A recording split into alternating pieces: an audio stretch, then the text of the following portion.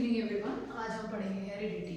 Heredity की revision हम करने वाले हैं क्योंकि हमने हेरिडिटी ऑलरेडी पढ़ लिया है। Heredity for the quick recap. तो हेरिडिटी क्या है?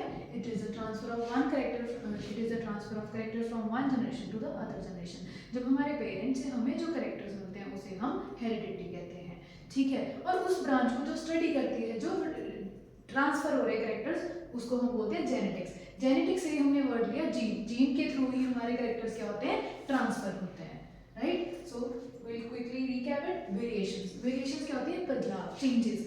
सबको कहते हैं ना, change is the law of nature. तो वेरिएशंस भी चेंजेस होती हैं। ठीक है, चेंजेस मतलब हमारे जेनेटिक मेकअप में चेंजेस, हमारी बॉडीली फिजिकल चेंजेस, हमारे बॉडीली मेकअप में चेंजेस। ठीक है, वेरिएशंस क्या है? दे are the major of the difference between the individuals of the same species. अब आप आपके पेरेंट्स के 4 बच्चे हो, तो चारों की शक्ल अलग है पर मिलती जुलती है। तो ये किसके कारण है? ये वेरिएशंस के कारण है। अगर वेरिएशन आती तो 4 बच्चों में से पहले निकलती की होती तो मार्क दूसरे को पड़ जाती। तो इसीलिए वेरिएशंस को हमें थैंक यू करना चाहिए क्योंकि वेरिएशन ने हमें बचाया है, राइट। देन ये वेरिएशंस तब आती है जब ऑर्गेनिज्म सेक्सुअली रिप्रोड्यूस करता है। और वेरिएशंस दो तरह की है, genetic variation and somatic variation. Genetic variation जो हमारे जीन में, जेनेटिक मेकअप में चेंजेस आते हैं, और सोमैटिक वेरिएशन जो हमारे नॉर्मल सेल्स में, नॉर्मल बॉडी ऑर्गन में चेंजेस आते हैं। जैसे जेनेटिक वेरिएशंस हैं, उसमें क्या होगा? हमारे फेस का कट, फेस की शेप, थोड़ी कुछ ऐसे चेंजेस आएंगे। बट सोमैटिक वेरिएशन जैसे मेरा एक्सीडेंट हो गया और मेरी ये जो फिंगर्स हैं ये कट गई, ठीक है, तो मेरे pass through out the life fingers नहीं है काम करने के लिए। बट जो मेरा नेक्स्ट ऑफस्प्रिंग होगा, नेक्स्ट जनरेशन होगा, उसमें फिंगर्स होंगी। ये सोमैटिक वेरिएशंस की एग्जांपल होती है। Then Mendel's work. जो मेंडल है, हम जानते हैं सब ग्रेगर जॉन मेंडल को। उन्होंने ही इनहेरिटेंस के एक्सपेरिमेंट्स किए थे, हेरिडिटी को स्टडी किया था। एंड ये जो टर्म दी थी वो किसने दी थी? ये आप सोच के आंसर बताएंगे, राइट। मेंडल ने क्या किया? पी प्लांट लिया, जिसे हम पाइसम सेटिवम भी कहते हैं, उसके ऊपर एक्सपेरिमेंट्स किए। उसने पी प्लांट ही क्यों लिया? क्योंकि एक तो इसका लाइफ स्पैन छोटा था, लाइफ साइकिल छोटा था, और इसके साथ एक्सपेरिमेंट करना इजी था। दूसरा, इसको हम सेल्फ पॉलिनेट भी कर सकते थे, क्रॉस पॉलिनेट भी कर सकते थे। ठीक है, फिर मेंडल ने जो एक्सपेरिमेंट्स किए उसके बेसिस पे कुछ लॉज दिए जिसके बारे में हम जानने वाले हैं। उससे पहले फटाफट हम कुछ टर्म सीख लेते हैं। सबसे पहले हम सीखेंगे डोमिनेंट। डोमिनेंट क्या होता है? जो अपने आप को एक्सप्रेस कर सकता है, ठीक है। Then recessive. रिसेसिव वो होता है जो अपने आप को एक्सप्रेस नहीं कर पाता। अब हम जीन्स की बात करते हैं। जो जीन्स हैं ये जेनेटिक मटेरियल कैरी करते हैं, छोटे छोटे यूनिट्स होते हैं। पर जीन्स के भी फर्दर 2 एलील्स होते हैं। मतलब जीन्स, जैसे ये कलर का जीन है, ठीक है, कलर हम देखते हैं, कलर का जीन है येलो, राइट। पी के कलर का ये जीन है येलो, और यहाँ पे 2 एलील्स हैं, 2 कैरेक्टर्स अवेलेबल हैं, ठीक है। तो हम एलील्स क्या कहते हैं? They are the contrasting characters और traits of a gene, alleles होते हैं, राइट। देन हम जानेंगे एक और word, that is heterozygous and homozygous. Homo से और हेटेरो आपने केमिस्ट्री में पढ़ा होगा। हम क्या समझते हैं? होमो मतलब एक जैसे, हेटेरो मतलब अलग अलग।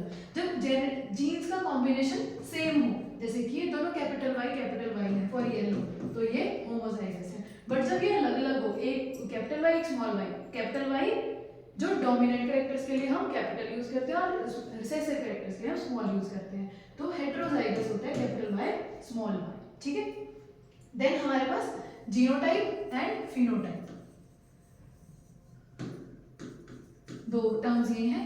जीनोटाइप में क्या देखते हैं? हम जीन्स का सीक्वेंस देखते हैं। अगर हम देखें कैपिटल वाई स्मॉल वाई, ये 2 अलग अलग जीन्स का सीक्वेंस है, capital Y for yellow and small Y for green, but इनका जो कलर आता है दैट इज येलो। फिर जो फिजिकल ट्रेट अपने आप को एक्सप्रेस करता है, जो येलो है, राइट, वो क्या है? उसका फिनोटाइप होता है। एंड मेंडल ने पी प्लांट चूज इसलिए किया क्योंकि उसमें 7 डिफरेंट कंट्रास्टिंग कैरेक्टर्स भी अवेलेबल थे। जैसे सीड की shape round and wrinkle, seed का colour yellow and green, seed की shape inflated and constricted, pod का colour green and yellow, flower का colour purple and white, flower की location axial and terminal, plant का size tall and dwarf, ठीक है। ये contrasting traits हैं, इसको याद रखना है एज ए कॉम्बिनेशन में।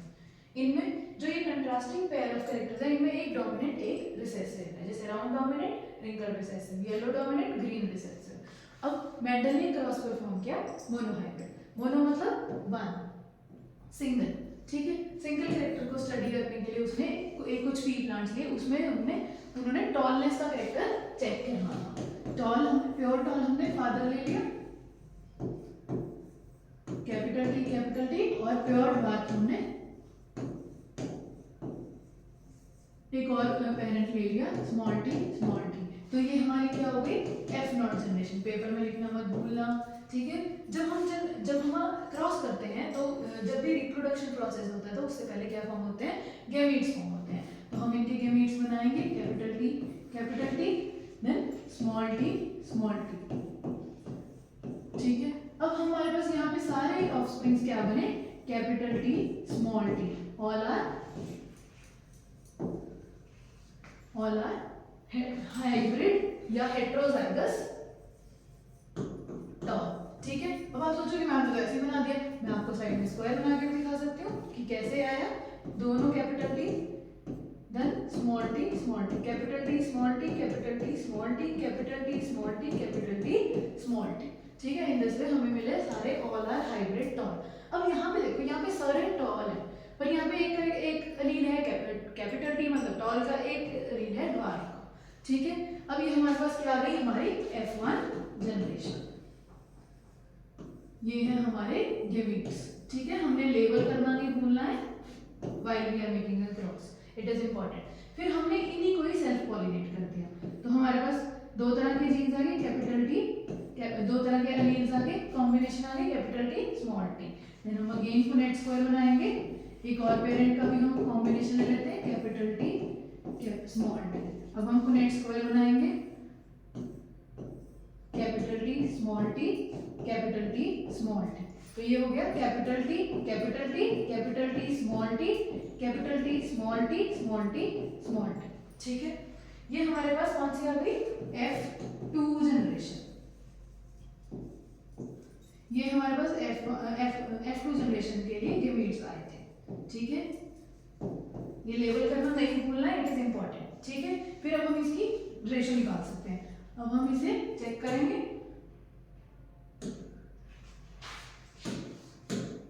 अब हमारे पास यहाँ पे दो कैपिटल टी है, फिर एक कैपिटल टी, स्मॉल टी है, दो स्मॉल टी है, राइट। जब हम जीन्स के कॉम्बिनेशन को चेक कर रहे हैं तो ये कौन सी हो गई, जीनोटिपिक रेशो, ठीक है। यहाँ पे लिखेंगे कैपिटल टी एक है, 1, then capital T, small T 2 है, 2, देन स्मॉल टी अगेन हमारे पास 1 है। Then we have phenotypic ratio. Phenotype हमने देखा जो करेक्टर दिखता है, जो फिजिकल अपीयरेंस में करेक्टर आता है, दैट इज फिनोटिपिक रेशो, वो फिनोटाइप है, ठीक है। अब फिनोटाइप में हम क्या देखेंगे, ये भी टॉल है, ये भी टॉल है, ये भी टॉल है, तो हमारे पास क्या हो गया, tall is to dwarf, so it is 3:1, all right। चलो, आई होप ये समझ आया है आप लोग को।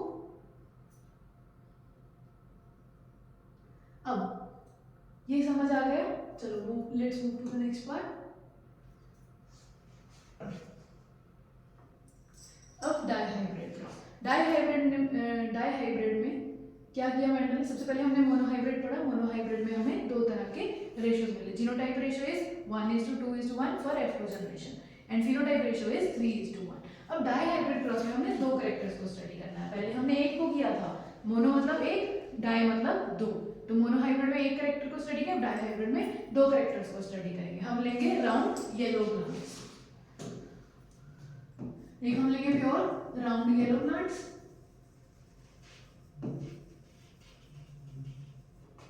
कैपिटल आर हमें पता है राउंड और येलो दोनों क्या है, डोमिनेंट कैरेक्टर्स हैं, तो हम दोनों कैपिटल आर और कैपिटल वाई लेंगे। हम इसको क्रॉस कराएंगे प्योर रिंकल्ड ग्रीन प्लांट से, दोनों रिसेसिव कैरेक्टर लाएंगे, दोनों हम स्मॉल लेटर्स में लेंगे, स्मॉल आर, स्मॉल वाई, ठीक है।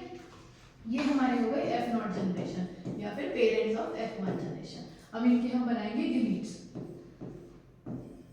अब आपको एक चीज ध्यान रखनी है कि जब आप गैमीट्स बनाओगे तो आपको एक ही आर लेना है, कोई भी चाहे कैपिटल चाहे स्मॉल, और एक ही वाई लेना है जो भी इस एक सेल में एग्जिस्ट करता है।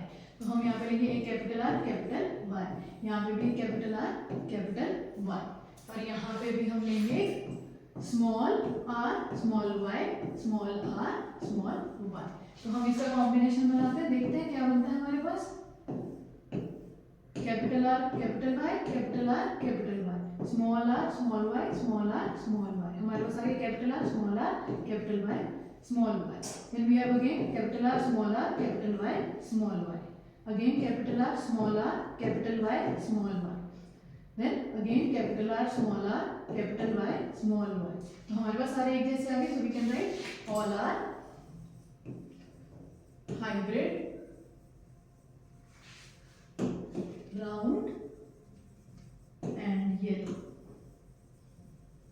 ठीक है, तो अब हमने ये क्या बनाए हैं, ये गैमीट्स हैं, don't forget to label that gametes, और ये हमारी क्या है F1 जनरेशन है। ठीक है, अब हमने क्या करना है, F1 जनरेशन हमारे पास आ गई, अब हम इनकी क्रॉस पॉलिनेशन करेंगे, F1 generation sorry self pollination करेंगे F1 जनरेशन की। Capital R capital Y small Y, एक organism capital R small R capital Y small Y, इनको हम आपस में क्रॉस कर देंगे। Let me change the colour. अब इनके हमने गैमीट्स बनाने हैं, इनके अलग अलग कॉम्बिनेशन बनेंगे, बनाओ जल्दी जल्दी। Capital R capital Y capital R small Y, एक ही कॉम्बिनेशन बनाना है, एक कैपिटल आर के साथ कैपिटल वाई हो गया, एक कैपिटल आर के साथ स्मॉल वाई हो गया, फिर स्मॉल आर के साथ कैपिटल वाई होगा, एंड देन स्मॉल आर के साथ स्मॉल वाई हो गया। ऐसे ही इधर भी 4 कॉम्बिनेशन बन जाएंगे, right. Capital R capital Y capital small R capital Y capital R small Y small R small Y, ये हमारे पास डिफरेंट कॉम्बिनेशन हो गए। अब हम इसका बनाएंगे पुनेट स्क्वायर।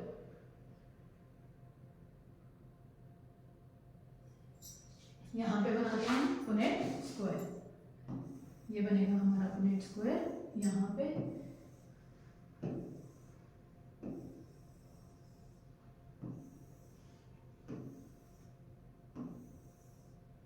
ये हो गई हमारी capital R capital Y small R capital Y small R capital R small Y small R small Y. ठीक है, ऐसे ही यहाँ पे भी हमने लेबल कर लेने गिमिट capital R capital Y small R capital Y capital R small Y and small R small Y.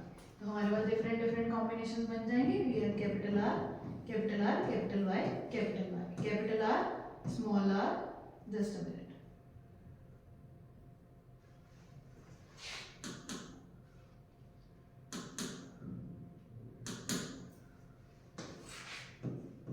Capital R small R capital Y, यहाँ पे हम दोबारा से कैपिटल आर, आपने ये देख ये वाला कॉम्बिनेशन और इधर वाला कॉम्बिनेशन, यहाँ पे हमने ये दोनों देखे थे, यहाँ पे ये दोनों, देन यहाँ पे ये दोनों।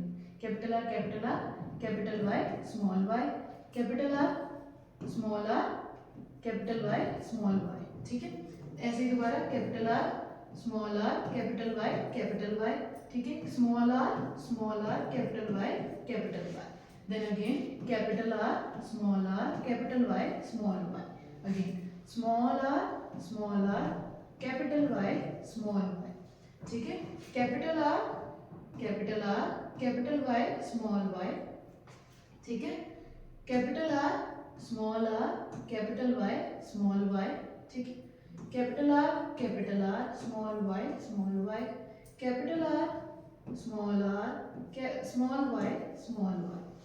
Capital R capital Y small Y, capital R sorry small are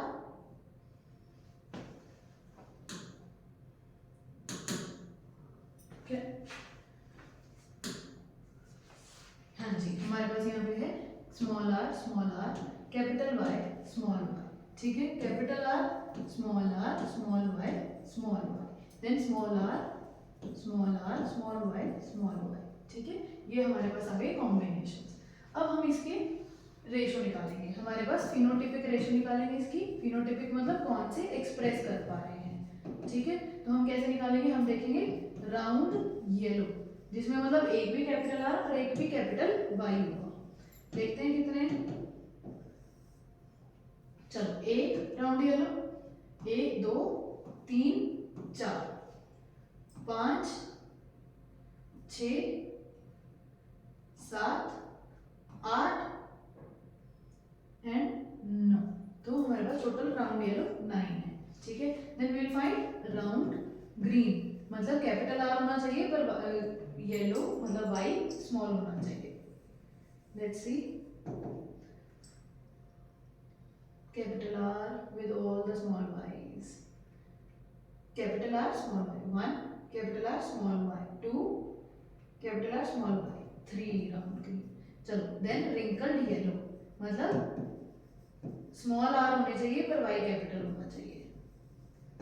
चलो ढूंढते हैं, let's find it out. Yes, दोनों आर स्मॉल, दोनों कैपिटल वाई 1 2 3। ठीक है, then we have wrinkled green, जिसमें दोनों आर भी छोटे हो और वाई भी छोटे हो। क्यों? क्योंकि रिसेसिव ट्रेट है। रिसेसिव ट्रेट सिर्फ होमोजाइगस कंडीशन में अपने आप को एक्सप्रेस करता है, तो दैट इज 1। ठीक है, चलो नेक्स्ट वी हैव लॉज आए हैं हमारे पास। ठीक है, मेंडल ने कुछ लॉज दिए थे, वो कैसे दिए थे अब हम वो समझते हैं जरा।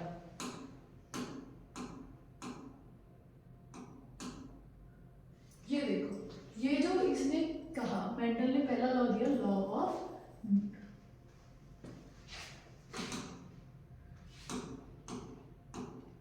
मेंडल ने पहला लॉ दिया, law of dominance. Law of dominance क्या कहता है? जो कैपिटल में हम एक्सप्रेस करते हैं, जो डोमिनेंट कैरेक्टर है वो अपने आप को एक्सप्रेस करेगा, चाहे हेटेरोजाइगस, अगर हेटेरोजाइगस कंडीशन में प्रेजेंट है। ठीक है, तो हमने देखा है यहाँ पे कितने सारे राउंड येलो है, यहाँ पे कैपिटल आर और स्मॉल आर दोनों है, तो ये राउंड है, फिर भी यहाँ पे भी राउंड है, राइट। सो भी ये लॉ ऑफ डोमिनेंस क्या कहता है? हमेशा डोमिनेंट ट्रेट अपने आप को एक्सप्रेस करता है। ठीक है, देन दूसरे लॉ में मेंडल क्या कहता है? Law of segregation.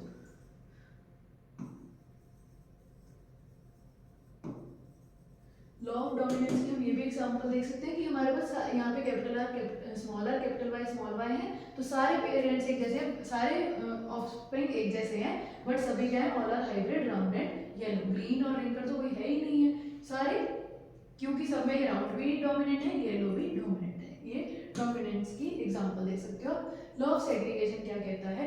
जब भी गैमीट फॉर्मेशन होते हैं तब क्या होता है? गैमीट, ये जो हमारे पास जीन्स हैं या अलील्स हैं, जीन्स के ऊपर जो अलील्स होते हैं, ट्रेट्स लगे हुए होते हैं, वो क्या होते हैं? अलग अलग हो जाते हैं।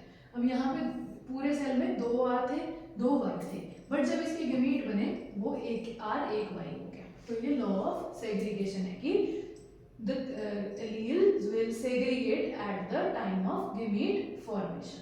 ठीक है, तीसरा लॉ है लॉ ऑफ इंडिपेंडेंट असॉर्टमेंट। अब इंडिपेंडेंट असॉर्टमेंट थोड़ा समझने वाला, ध्यान से समझो।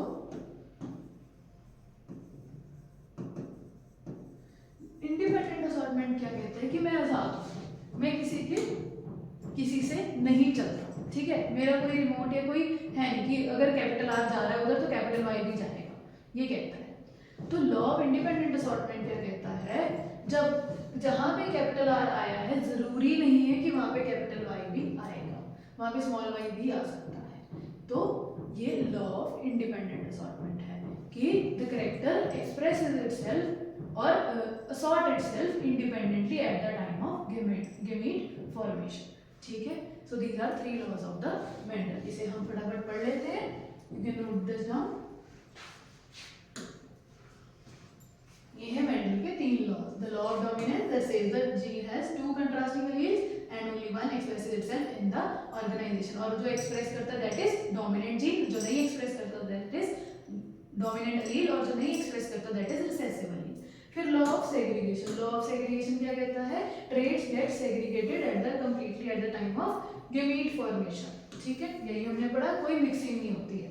ठीक है, लॉ ऑफ इंडिपेंडेंट असॉर्टमेंट क्या कहता है, the traits can segregate independently of different characteristics during gamete formation. यही बताया कि जरूरी नहीं है कैपिटल आर के साथ कैपिटल वाई ही जाए, स्मॉल आर के साथ स्मॉल वाई ही जाए, नो, उल्टे कॉम्बिनेशन भी हो सकते हैं, कैपिटल आर स्मॉल वाई भी हो सकता है, स्मॉल आर कैपिटल वाई भी हो सकता है, right, all combinations are possible. या पढ़ते हो मैथ्स में प्रोबेबिलिटी कि कितने भी कॉम्बिनेशन बन सकते हैं परम्यूटेशन कॉम्बिनेशन में।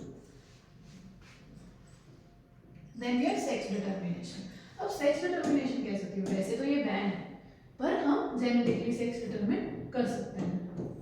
कैसे, हमें पता है कि जो फादर होता है, फादर मतलब मेल पर्सन, मेल है जो, उनके पास जो दो, हमारे पास दो तरह के क्रोमोसोम्स होते हैं, एक एलोसोम्स और एक ऑटोसोम्स, ठीक है। जो हमारे ऑटोसोम्स होते हैं दे आर 44, हमारे पास टोटल 23 पेयर्स होते हैं, मतलब 46 क्रोमोसोम्स होते हैं, 44 प्लस एक्स वाई इन फादर, फादर के पास एक्स और वाई सेक्स क्रोमोसोम्स होते हैं, एंड मदर के पास दोनों एक्स एक्स क्रोमोसोम होते हैं, सेक्स क्रोमोसोम, ठीक है। तो यहाँ पे हम लिखते हैं 44 प्लस एक्स एक्स, ठीक है। अब हम, ये हमारे पेरेंट्स हैं तो हम यहाँ पे भी लेबलिंग करेंगे F0 जनरेशन, ठीक है। अब इनके बनेंगे गेमीट्स। गेमीट्स क्यों बनते हैं, ताकि रिप्रोडक्शन में नंबर ऑफ क्रोमोसोम सेम रहे, वरना डबल हो जाएंगे, 44 इधर से 44 इधर से, plus 4 sex chromosome, 88 plus 6 sex chromosome, 4 sex chromosome, no this is not the right way, ठीक है। इसीलिए गेमीट फॉर्मेशन जरूरी है। तो ये हमारे पास आ जाएंगे 22 plus X and 22 plus Y. यहाँ पे अगेन हमारे पास सेग्रीगेशन होगी 22 plus X and 22 plus X, ठीक है। ये हमारे हो गए गेमीट्स। अब क्या हमने देखना क्या है, जब 22 plus x from father will merge with 22 plus x from mother, ovum के साथ sperm with x and ovum with x will fuse, तो क्या बनेगा, गर्ल चाइल्ड, क्योंकि दो एक्स एक्स है, ठीक है। अगर वाई एक्स के साथ फ्यूज करेगा तो चाइल्ड विल बी बॉय, ठीक है।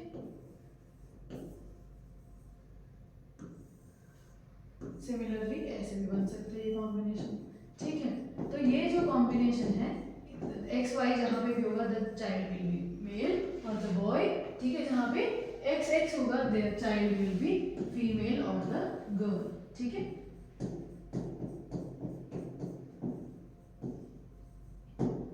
So this is sex determination, ठीक है।